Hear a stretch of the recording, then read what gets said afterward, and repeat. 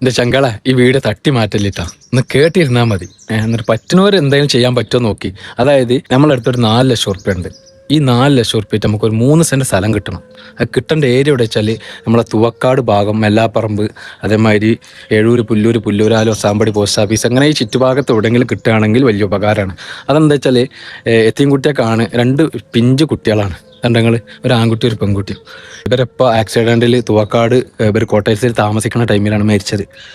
അപ്പോൾ തുവക്കാട് നമ്മളെ സ്റ്റേഡിയം വേണ്ട താത്തന്നെ പറയുന്നുണ്ട്, ഒന്ന് കേട്ട് നോക്കിട്ടാ. ചുവക്കാട് സ്റ്റേഡിയം റോട്ടിനുള്ള ആ പള്ളിക്കല് മറ ചെയ്തിട്ടില്ലേ? അപ്പോൾ ആ ചുറ്റുപാട് നമുക്ക് സ്ഥലം കിട്ടാന്നുണ്ടെങ്കിൽ കുട്ടികൾ വലുതായാൽ പാൻ്റെ കബറിമ്പുറത്തേക്കൊക്കെ പോകാമല്ലോ. അപ്പം അവിടെ കിട്ടാന്നുണ്ടെങ്കിൽ വലിയ ഉപകാരമായിരുന്നു. കേട്ടില്ല, അവിടെ കിട്ടിയെന്ന് വലിയ ഉപകാരമായിരുന്നു.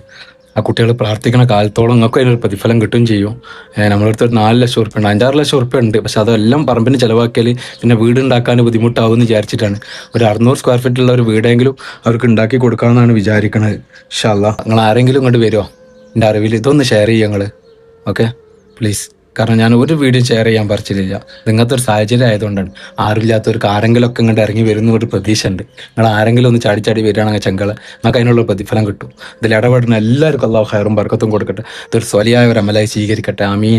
എൻ്റെ അമീദ് കുറ്റൂർ എന്നുള്ള ഇൻസ്റ്റാഗ്രാമിൻ്റെ PM വന്നാൽ സംസാരിക്കുക ചെങ്കള. ഫേസ്ബുക്കിൽ നിങ്ങൾ എവിടെയാണ് ഈ വീഡിയോ കാണുന്നത്? ചില ആളുകൾ ആരെങ്കിലുമൊക്കെ ചിലപ്പോൾ ഇത് ഡൗൺലോഡ് ചെയ്തിട്ട് വാട്സപ്പിലൊക്കെ ഇട്ടരും. അപ്പോൾ എങ്ങനെ കോൺടാക്ട് ചെയ്യാന്നുണ്ടാവും. അമീദ് കുറ്റൂർ നിങ്ങൾ ഇൻസ്റ്റാഗ്രാം പേജിൽ ഇങ്ങനെ ദണ്ഡങ്ങൾ ഇതേമാതിരി അടിച്ചാൽ എന്നെ കിട്ടും ചെങ്കള. അതിൻ്റെ PM വന്നാൽ അതിൻ്റെ മെസ്സേജിൽ നിന്ന് കാണുന്ന ദണ്ട ഈ അരമാർക്ക് കാണുന്ന ഇവിടെ നിൽക്കിയാൽ ഇന്നായിട്ട് സംസാരിക്കാൻ പറ്റും. ഇൻഷാ അല്ലാ. അല്ലാഹു ഖൈറാക്കട്ടെ. വരുന്ന എല്ലാവർക്കും അല്ലാഹു ഖൈറും ബർക്കത്തും കൊടുക്കട്ടെ. സ്വലിയായ ഒരു അമലായി സ്വീകരിക്കട്ടെ. ആമീൻ. ആർക്കെതിൽ ഇറങ്ങണ്ടോ അവർക്കൊക്കെ, ഞാൻ അറിയാത്ത ആളുകളാവും ചിലപ്പോൾ ഇതിലൊക്കെ ഇറങ്ങൽ.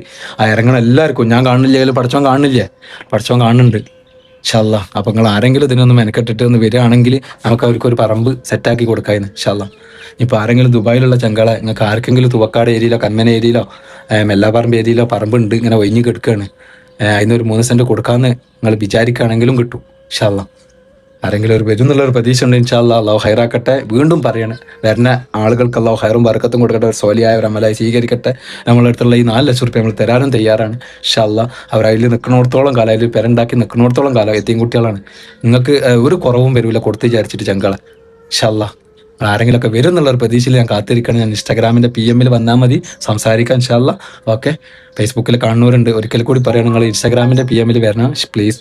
അല്ലാഹു ഖൈറാക്കട്ടെ. സ്വലിയായ ഒരു അമലായി സ്വീകരിക്കട്ടെ. അമീൻ അമീൻ യാ റബ്ബൽ ആലമീൻ. അപ്പോൾ തന്നെ പറയാനുള്ള പേർക്കുറെ ഞാൻ ഹമീദ് കുറ്റൂർ.